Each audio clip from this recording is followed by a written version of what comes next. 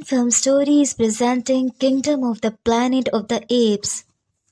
Movie के start में scissor, जो कि इस दुनिया का पहला समझदार एप था, जो इंसानों की तरह बात कर सकता था, जिसने अपनी तरह दूसरे एप्स को भी बोलना सिखाया था और अपने कबीले का पहला सरदार भी वही बना था। आज उसको मरे हुए पूरे 300 साल हो गए थे।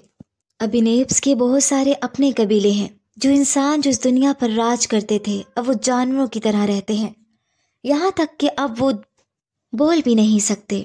अब पूरी दुनिया पर एप्स का राज है। उन्हीं हालात में हम एक यंग चिंपैंजी को देखते हैं जिसका नाम नोआ है और वो इस कबीले के सरदार का बेटा है।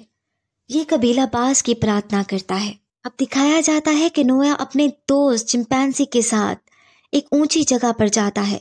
इन्होंने वहां से बाज के घोंसलों में से एक एक अंडा लेना होता है, क्योंकि इनके कबीले की एक एज सेरेमनी आने वाली होती है और अब हर यंग चिंपैंजी के पास एक एक बाज का अंडा होना चाहिए।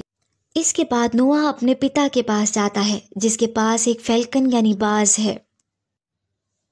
नोआ अपने पिता को बताता है कि जंगल के रास्ते मुझे एक इंसान का कपड़ा मिला है और इस कपड़े को देखकर वो हैरान हो जाता है और नोआ से पूछता है, क्या तुम हरी घाटी को पार करके दूसरी तरफ गए थे? नोआ कहता है कि मुझे लगता है कि इस जगह पर कोई इंसान हमारे इलाके में आया है। ये सुनकर नोआ के पिता फिक्रमंद हो जाता है और फिर दूसरे एप्स के साथ वो ये बातचीत करता है। इसके बाद एप्स का सरदार एप्स को हरी घाटी दूसरी तरफ भेजता है ताकि वो जान सके कि इंसान इसके इलाके में क्या करने आए हैं। इसी रात नोआ महसूस करता है जैसे इसके आसपास कोई है। फिर जब वो देखने अंदर की तरफ जाता है तो इसे एक लड़की दिखती है। ये देखकर नोआ बहुत हैरान हो जाता है, लेकिन इसी दौरान इसके पास जो बाज का अंडा था वो टूट जाता है।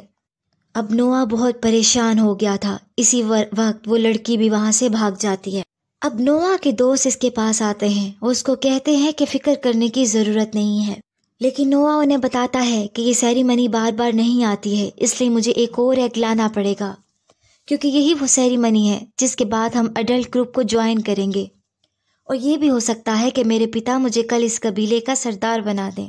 इसीलिए नोआ रात के अंधेरे में ही जंगल की तरफ बाज का अंडा लेने निकल जाता है। वो देखता है कि इसके पिता ने जिन एप्स को हरी घाटी में इंसानों को ढूंढने के लिए भेजा है वो जख्मी पड़े हैं। इन पर हमला किसी इंसान ने नहीं किया, बल्कि कोई नकाब पोश गोरिल्लाज ने किया होता है और साथ ही वो सीजर्स के जोर जोर से नारे लगा रहे होते हैं। नोआ इन सब को देखकर छुप जाता है, लेकिन ये सब नोआ के घोड़े को देख लेते हैं। नोआ को घोड़ा अपने कबीले की तरफ भागता है और ये सारे गोरिल्लाज उसका पीछा करते हैं। नोआ भी अपने कबीले की तरफ जल्दी से चला जाता है, लेकिन जब वो अपने कबीले पर पहुंचता है तो इसका कबीला जल चुका था। नकाब पोश एप्स इनके पूरे कबीले को जला दिया होता है। अब नोआ अपने पिता को बचाना चाहता है। इन एप्स का जो जनरल होता है वो वहां पहुंचा हुआ होता है। इसके पास एक इलेक्ट्रिक स्टिक होती है। इस स्टिक से वो नोआ के पिता को तड़पा तड़पा कर मार देता है। नोआ अपने पिता को बचाना चाहता है, लेकिन वो ऊपर से नीचे गिरकर बेहोश हो जाता है। अगली सुबह जब नोआ की आंख खुलती है तो वो देखता है कि इसका पूरा कबीला खत्म हो चुका है और इसके पिता को भी मारा जा चुका है और इसके बाकी एप्स को वो जनरल कैदी बनाकर अपने साथ ले गया है। यहाँ नोआ को वो इलेक्ट्रिक स्टिक भी मिलती है जिससे इस जनरल ने इसके पिता की जान ली थी। नोआ कसम खाता है कि वो इनसे बदला लेगा। इसके बाद वो घोड़े पर बैठकर हरी घाटी को क्रॉस करता है। फिर इसको एक कपड़ा मिलता है। वो इस कपड़े को पहचान लेता है क्योंकि वो इसकी मदर का था। फिर वो अपना सफर शुरू करता है। जंगल में वो एक जगह पर अंदर की तरफ गिर जाता है। हकीकत में ये एक पुरानी बिल्डिंग थी जहाँ पर एक और एप था जिसका नाम राका है। वो नोआ से पूछता है कि तुम कौन हो। नोआ सब कुछ इसे बता देता है। वो राका भी बताता है कि इन्हीं नकाब पोशों ने मेरी पूरी फैमिली को मार डाला, मैं भी इनसे बदला लेना चाहता हूँ। फिर इन दोनों की दोस्ती हो जाती है। नोआ राका से पूछता है कि ये नकाब पोश सीजर्स का नारा लगा रहे थे, क्या सीजर्स गलत था? राका बताता है कि ऐसा नहीं है, सीजर ही था जिसकी वजह से एप्स को बोलने की पावर मिली थी और सीजर्स के वक्त में ही एप्स पढ़ना भी जानते थे, लेकिन अब 300 साल के बाद ये पढ़ना भूल चुके हैं। फिर ये दोनों अपना सफ़र शुरू करते हैं और रात में एक जगह आग जलाकर बैठे होते हैं कि इन्हें वहाँ वही लड़की दिखती है। असल में ये वही लड़की होती है जो नोआ का पीछा करते करते कबीले तक पहुँच गई थी। राका एक फल लड़की की तरफ फेंक देता है और वो नोआ को समझाता है कि हमें इंसानों से डरने की ज़रूरत नहीं है। इंसान अब जानवरों की तरह ज़िंदगी गुजार रहे हैं, अब इनमें वो ताकत नहीं है, वो बोलना भूल गए हैं। फिर वहाँ एक टेलीस्कोप दिखाया जाता है जिसकी मदद से नोआ स्टार्स को देखता है। वो देखता है कि वो लड़की भी ऐसा करती है। नोआ समझ जाता है कि ये लड़की दूसरे इंसानों की तरह नहीं है, इसीलिए अगली सुबह ये लड़की को लेकर अपना सफ़र दोबारा शुरू कर देते हैं। फिर वो एक जगह पहुँचते हैं जहाँ बहुत सारे ज़ीब्रास होते हैं। वहाँ इंसान भी थे जो जानवरों की तरह पानी पी रहे थे, क्योंकि ना इनके पास अब बोलने की शक्ति है और ना सोचने की। फिर अचानक से वही जनरल अपने नकाबपोश ग्रुप के साथ पहुंच जाता है। सब इंसान इन्हें देखकर भागने लगते हैं। वो लड़की भी इनसे छुप रही होती है क्योंकि जनरल इस लड़की को ही तलाश करने आया होता है। जहाँ पर वो छुपी बैठी होती है तो इसे ऐसा लगता है जैसे गोरिल्लास ने इसे चारों तरफ से घेर लिया है, इसीलिए वो नोआ को आवाज़ देती है। नोआ ये देखकर हैरान हो जाता है कि इंसान बोल भी सकते हैं। वो अपना घोड़ा इस जगह दौड़ाता है जहाँ वो लड़की होती है और उसे बचाकर वहाँ से भाग जाता है। इसके बाद राका इस लड़की से पूछता है, क्या तुम बोल सकती हो? वो कहती है हाँ। राका और नोआ बहुत हैरान हो जाते हैं क्योंकि इन्होंने अपनी ज़िंदगी में किसी इंसान को पहली बार बोलते सुना है। वो लड़की बताती है कि मेरे कबीले में मैं सिर्फ एक ही लड़की हूँ जो बोल सकती हूँ, लेकिन जनरल और इसके साथियों को मेरे बोलने का पता चल गया है, इसीलिए वो मेरी तलाश में आए हैं और मेरे कबीले वालों को इन्होंने मार डाला है। अब ये तीनों समझ जाते हैं कि इन सब का दुश्मन एक ही है और इससे बदला लेना है। ये दोबारा आगे की तरफ बढ़ते हैं, लेकिन इन तीनों को जनरल दोबारा पकड़ लेता है और राका वहाँ पानी में गिर जाता है उस लड़की की जान बचाने के लिए। वो उस लड़की की जान तो बचा लेता है लेकिन पानी में बह जाता है। लेकिन वो अपने साथियों यानी नोआ और उस लड़की को कह जाता है जाते जाते कि साथ रहना, अगर साथ रहोगे तो हिफाजत से रहोगे। अब वो जनरल नोआ और उस लड़की को एक जगह पर लाता है। ये पूरा एक किंगडम होता है जहाँ पर बहुत से कैदी एप्स भी होते हैं। नोआ को अपनी मदर भी वहाँ मिल जाती हैं और बहुत से दोस्त भी। लड़की को एक दूसरी जगह ले जाया जाता है जहाँ पर एक और इंसान होता है। ये इंसान भी बोल सकता है। दरअसल बहुत सालों पहले एक ऐसा वायरस आया था जिसमें इंसान बोलना भूल गए थे। इनके बोलने की पावर चली गई थी, लेकिन ये कुछ ऐसे लोग थे जिन पर इस वायरस का असर नहीं हुआ था, इसलिए ये दोनों बोल सकते थे। लड़की समझ जाती है कि जो इंसान इस किंगडम में है वो इसकी रियासत के लीडर के साथ मिला हुआ है, इसलिए वह सुकून से यहाँ रहता है। लड़की उसे समझाती है कि ये एप्स हम सब इंसानों के लिए ख़तरा हैं। वो आदमी कहता है कि मुझे कोई फ़र्क नहीं पड़ता कि मैं इंसान हूँ या एप, यहाँ पर मैं आराम से रहता हूँ, मेरे पास सारी सहूलतें हैं और मैं यहाँ के लीडर का साथ दूंगा। और यहाँ का जो लीडर होता है वो एक दरवाज़ा खोलने की कोशिश करता है और इस लीडर का नाम होता है प्रॉक्सिमस। बहुत वक्त से वो इसे खोलने की कोशिश कर रहा होता है लेकिन अभी तक वो कामयाब नहीं हो सका। इस दरवाजे पर बहुत सारे बॉम्ब्स भी गिराए जाते हैं, ब्लास्ट भी होता है, लेकिन वो दरवाज़ा नहीं खुलता। इसके बाद प्रॉक्सिमस कहता है कि हम दरवाज़ा दोबारा तोड़ने की कोशिश करेंगे। एक्चुअली ये एक बंकर होता है जिसमें बहुत सारे हथियार होते हैं और ये प्रॉक्सिमस इन सारी चीज़ों टेक्नोलॉजी को हासिल करना चाहता था। इसलिए वो नोआ को कहता है कि तुम्हें हमारे काम में ये साथ देना होगा, तुम बहुत ज़हीन हो।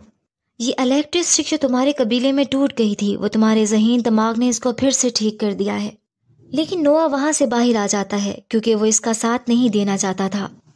इसी के जनरल और साथियों ने इसके पिता की जान ली थी। वो डिसाइड करता है कि वो हर हाल में प्रॉक्सिमस से अपना बदला लेगा। अब वो इसके पिता का जो फैल्कन होता है वो भी उड़कर इसके पास आ जाता है। इसके बाद वो उस लड़की के पास जाता है और पूछता है क्या तुम इस बंकर के अंदर जा सकती हो? तो वो जवाब देती है हाँ। और वो फिर पूछता है कि इस जगह को पानी से तबाह किया जा सकता है? तो वो लड़की हाँ में ही जवाब देती है। अब नोआ अपने साथियों के साथ एक प्लान बनाता है। वो डैम के पास जाते हैं जहाँ डैम खोलने के बाद इसका सारा पानी इस बंकर के अंदर चला जाएगा। ये वहाँ डायनामिट लगा देते हैं और इनका अगला स्टेप बंकर में जाने का है। लड़की इनको पीछे के रास्ते से बंकर के रास्ता बताती है जो बहुत ही खतरनाक है और वो बहुत मुश्किल से वहाँ से बंकर में पहुँच जाते हैं। और वो लड़की अंदर जाके एक सैटेलाइट डिक्रिप्शन ले लेती है। नोआ और उसके साथी किताबों को देखते हैं। इसमें कुछ ऐसी फोटोज होती हैं जिसमें इंसानों ने जानवरों को कैद किया हुआ है। अब ये सब देखकर नोआ को यकीन आ जाता है कि अगर इंसानों के पास ताकत दोबारा आ गई तो ये जानवरों के साथ जुल्म करेंगे, इन्हें कैद कर लेंगे। अब वो कंफ्यूज हो जाता है कि इसे इस लड़की पर भरोसा करना चाहिए कि नहीं। फिर इसे राका के आखिरी वर्ड्स याद आते हैं जहाँ उसने कहा था कि साथ रहना।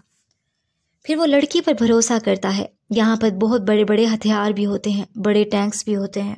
अब इनका प्लान होता है कि दरवाजे को खोलकर ये ऊपर के डैम को ब्लास्ट कर देंगे और जगह तबाह हो जाएगी और प्रॉक्सिमस यहाँ के हथियार और टेक्नोलॉजी हासिल नहीं कर सकेगा। लेकिन जैसे ही वो दरवाज़ा खोलते हैं तो सामने प्रॉक्सिमस अपने साथियों के साथ खड़ा होता है। इसके बाद इन सबको पकड़ लेता है। प्रॉक्सिमस का साथी नोआ के साथी की गर्दन पर चाकू रख देता है। ये देखकर लड़की गन इसकी तरफ कर देती है और इसे मार देती है। ये देखकर सब एप्स हैरान हो जाते हैं क्योंकि इन्होंने जिंदगी में पहली बार गन देखी होती है। अब वो लड़की भागकर जल्दी से उस जगह पर जाती है जहाँ ब्लास्ट करने के लिए वायर्स लगी हुई थी। वो डायनामाइट को ब्लास्ट कर देती है जिससे पूरा डैम टूट जाता है और अब पानी स्पीड से इनकी तरफ बहने लगता है, जिसकी वजह से सब बौखला कर बंकर के अंदर चले जाते हैं।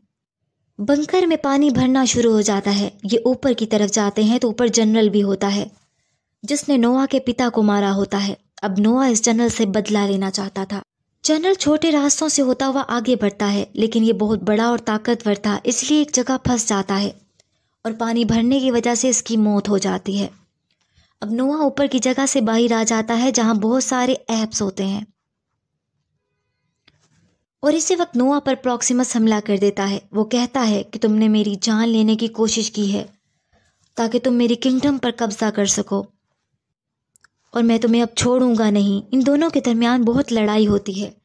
प्रॉक्सिमस नोआ से ज़्यादा ताकतवर होता है, वो इसे बहुत मारता है और नोआ जब ज़मीन पर गिरा ऊपर की तरफ देख रहा होता है तो उसको वहाँ फैल्कन्स नज़र आते हैं। ये देखकर वो इस गाने को गुनगुनाने लगता है जो उसके पिता ने गुनगुनाया होता है। अब यही गाना इसके साथ सारे एप्स हम गुनगुनाने लगते हैं। देखते ही देखते बहुत सारे फैल्कन्स प्रॉक्सिमस पर हमला कर देते हैं और बुरे तरीके से इसे जख्मी कर देते हैं।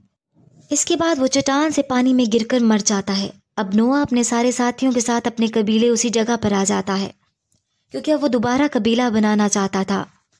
अब वो कबीले का सरदार बन चुका है अपने पिता की तरह। यहाँ वही लड़की नोआ से मिलने आती है। अब ये दोनों सोचते हैं क्या इंसान और एप्स मिलकर रह सकते हैं, जिसका जवाब होता है नहीं।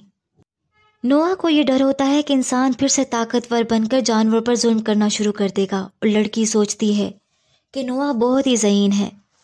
अगर इसने दूसरे एप्स को भी अपनी तरह बना दिया तो वो टेक्नोलॉजी को यूज़ ना करने लग जाएं, जिससे वो इंसानों को नुकसान पहुंचा सकते हैं।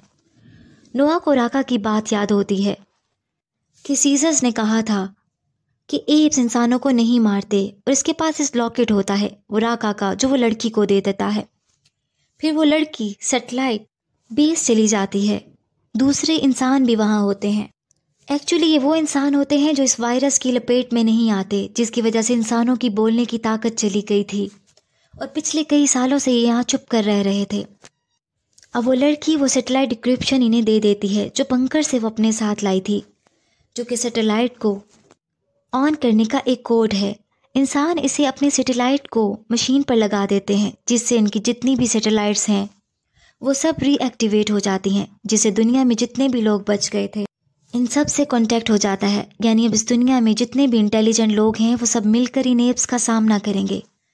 ये भी हो सकता है कि इन इंटेलिजेंट इंसानों और एप्स के दरमियान बहुत सारी लड़ाई हो जाए। I hope you have like this video, क्योंकि यही कहानी एंड हो जाती है। मोर वीडियोस के लिए लाइक और सब्सक्राइब करें। Thanks for watching.